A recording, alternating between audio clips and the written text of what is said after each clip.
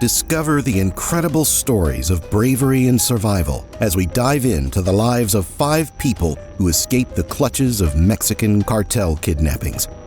Their journeys of courage and cunning will keep you on the edge of your seat, showcasing the power of human resilience against all odds. Get ready to be amazed by true tales of escape and triumph. Number 1. Latvia McGee and Eric James Williams.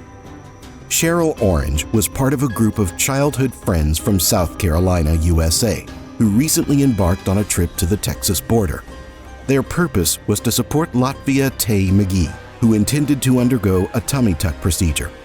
Unfortunately, Cheryl Orange forgot her identification card, which prevented her from crossing the border.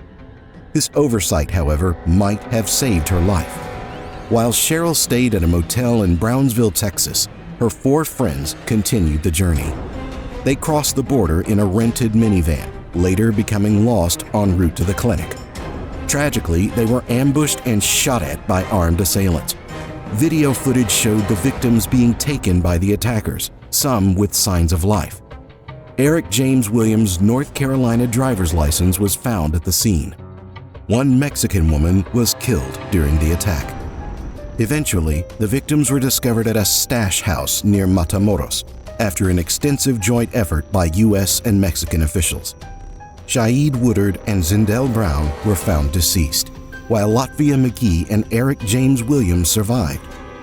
Cheryl Orange reported the group missing when they failed to return to the motel.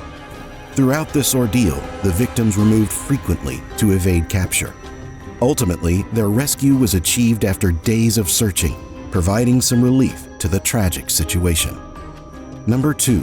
Yolanda Alvarez Antunes. In an unexpected turn of events, Yolanda found herself in an unusual kidnapping scenario while attempting to free her abducted husband. Entrusted by the kidnappers that complying would secure her husband's release, Yolanda, along with her brother-in-law, drove to a remote mountain in Guerrero State to hand over a bag of cash. Contrary to the expectations, she became a captive herself, as her husband had reportedly escaped, promoting the captors to detain her until he was found. Blindfolded and given stringent instructions, Yolanda experienced the same ordeal that her husband had faced. Witnessing 18 armed men, she observed them engaging in drug use and heated discussions, fearing their erratic behavior. The kidnappers inquired about more money, hinting at the depths they might sink to. The captors divulged their affiliations with a drug cartel and shared insights into their violent activities. Yolanda denied having further funds and rejected their job offer, which involved gruesome tasks. She was moved to various locations, and she was eventually returned to the highway where her son brought a partial ransom amount. However, her husband never returned. Sadly, Beto joined the ranks of Mexico's thousands of disappeared individuals. Yolanda clung to hope, but her husband remained absent, echoing the distressing fate shared by many others in a nation plagued by violence and uncertainty. Number 3. Luis Freddy Lala Pomavilla. In 2010, Mexican authorities uncovered a dreadful revelation that would leave a mark on the nation. Deep within an abandoned ranch, the remains of 72 migrants were discovered, victims of a ruthless act of violence perpetrated by the infamous Los Zetas drug gang. These individuals were tragically found stacked together, a testament to the brutality inflicted by this gang known for its military-style discipline and brutal methods. Amidst the tragedy, one survivor emerged, 18-year-old Luis Freddy Lala Pomavilla. Left for dead after being shot, he summoned extraordinary strength to escape death's grip, crawling towards a checkpoint to seek medical aid for his wounds. Unbeknownst to him, his survival would eventually lead authorities to the ranch where his companions met their fate. Freddy's survival set the stage for a tense confrontation. He recounted the horrors endured. He and his fellow migrants sought a better life in the United States, but were violently ensnared by Los Zetas, who forced them into extortion or servitude. Most chose courageously to resist, sealing their tragic fate.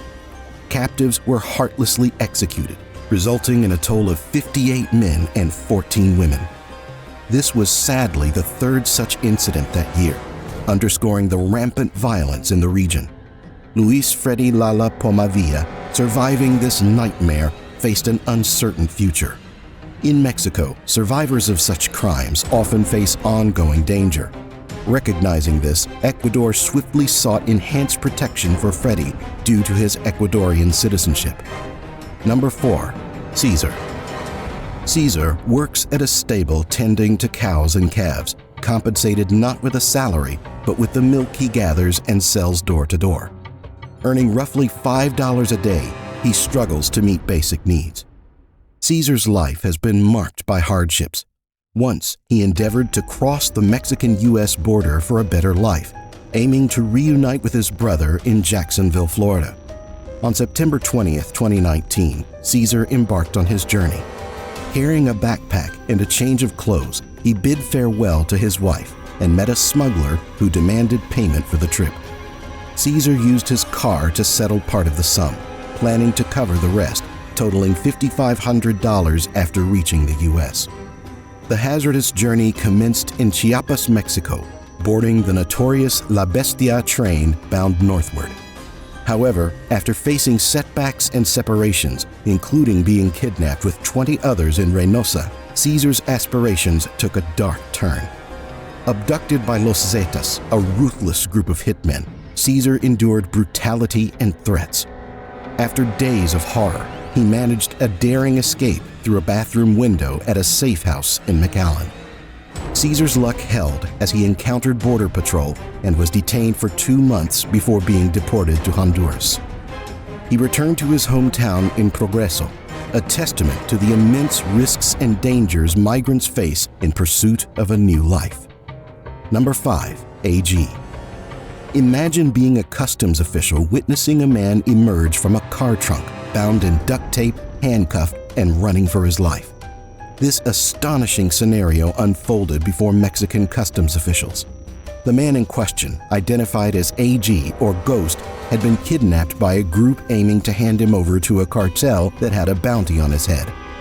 Driving the car with the victim in the trunk was Roxanne Rocky Marie Carpenter, a 54-year-old woman. She intended to exchange him for 30 pounds of marijuana.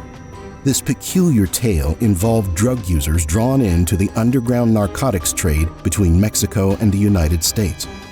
While Roxanne's defense claimed she and her partners were methamphetamine enthusiasts rather than criminals, prosecutors established that they had violently kidnapped AG for their gain and negotiated with the cartel for his price.